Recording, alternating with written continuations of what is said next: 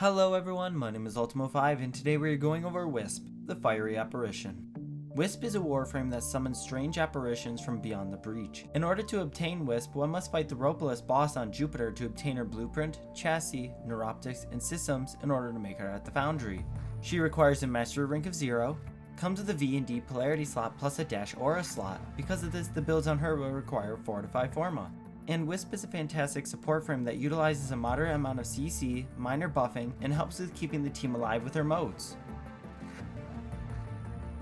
Advantages for the frame would be that she has a very high energy pool and a fast sprint speed. Disadvantages, however, would be that she has a low shield pool and below average armor. Wisp gains a cloak that renders her and her companions invisible to enemies while airborne until she lands or fires a weapon. However, melee weapons can be used while in flight, such as glaives that won't break invisibility, but even silence weapons remove invisibility. Since it makes her invisible to enemies, it can be used to hide during a fight if things start to go bad in order to regen some health so the player doesn't die, or it can be used in stealth missions to just not get spotted.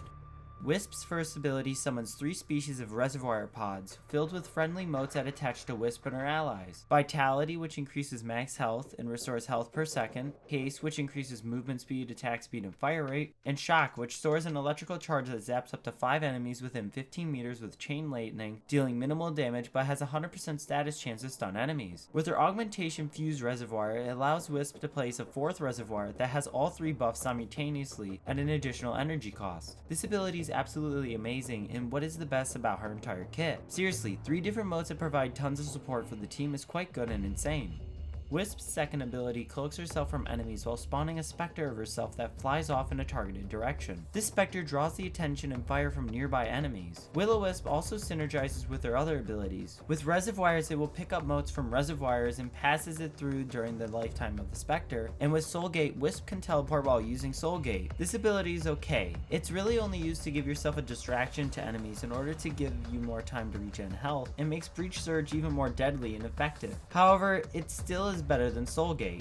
Wisp's third ability collapses a portal into an explosion that expands around Wisp. Enemies in direct line of sight or within the radius are blinded, and when struck by weapons or other abilities, the blinded enemies have a chance to release a spark that homes in on another target to deal damage. Breach Surge also synergizes with her other abilities. With reservoirs, it will teleport Wisp to its location when targeted and double Breach Surge's range. With Will-O-Wisp, it will cast a second surge around the clone, and with Soulgate, it has a 100% chance to trigger a surge spark on every hit. With her Augmentation critical surge, it grants critical chance to sniper rifles per meter traveled when teleporting to a reservoir. This ability I thought at first was meh or not that good. However, after finishing the builds and testing them, I found that it is amazing as well. It does such massive damage to enemies that one can clear a steel path room in seconds without a single care in the world.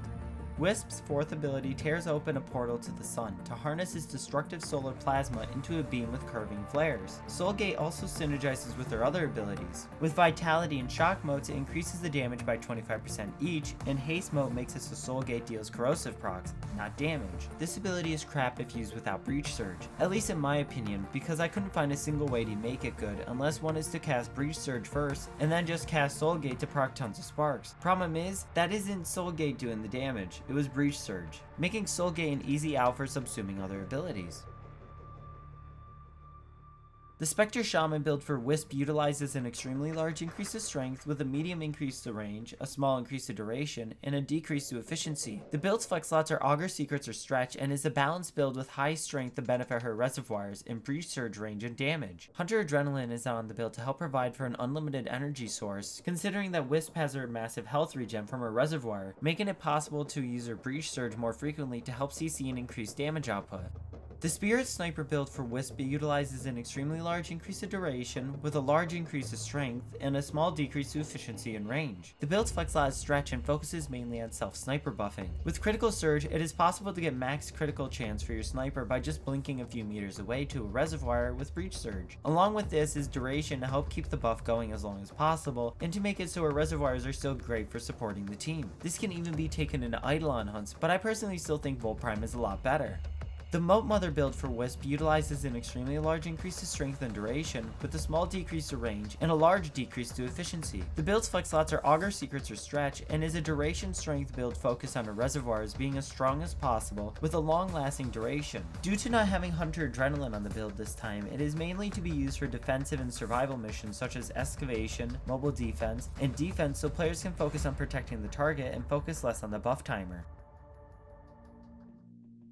The aura slot can be whatever one wants it to be. As long as it benefits one in what they are doing currently, then realistically anything can work there. For instance, Corrosive Projection is a great aura mod to help against armored enemies, but Growing Power can be a better choice for the Mote Mother build, while Deadeye would be a better choice for the Critical Surge build. You could even use an aura former on her so any mod could go there, which is what I did. Intensifying Continuity, in place of their prime counterparts if one doesn't have them. Rage, in place of Hunter Adrenaline if one doesn't have it. Power Drift, in place of Fused Reservoir if one doesn't use the 4th reservoir that much and would prefer more ability strength. Umbral Fiber, in place of the build's flex slot if one would prefer more tankiness and receive a small boost of ability strength. This will however cost 1 Umbra Forma in order to add it, and instead of 2 dash slots, it will be 1 in an extra V slot. Rhino's Roar, in place of Soul Gate in the Mote Mother build if the player wants a damage buff option for themselves and allies. Chroma's Elemental Ward, in place of Soul Gate if the player wants optional buffs that assist them into battle. Mesa's Shooting Gallery, in place of Soul Gate if the player wants a way to stun enemies and buff weapon damage. Mirage's Eclipse, in place of Soul Gate if one wants an ability that can really help with increasing damage in the light or resistance in the darkness. Equinox's Rest and Rage, in place of Soul Gate if the player wants an ability for either putting enemies asleep or for increasing damage vulnerability to enemies based off the frame's primary emission color. Hildren's Pillage, in place of Soul Gate if one wants an ability that reduces enemy shields or armor and removes status effects from herself and allies. Valkyrie's Warcry, in place of Soul Gate if the player wants an attack speed and armor buff that also slows enemies. And Zeta's Whisper, in place of Soul Gate if one wants an ability that can help deal void damage against enemies. Arcane Aegis, upon being damaged, 3% chance for 30% shield regen for 12 seconds. Arcane Guardian, upon being damaged, 15% chance for 900 armor for 20 seconds. Arcane Energize, upon energy pickup, 60% chance to replenish energy to nearby allies.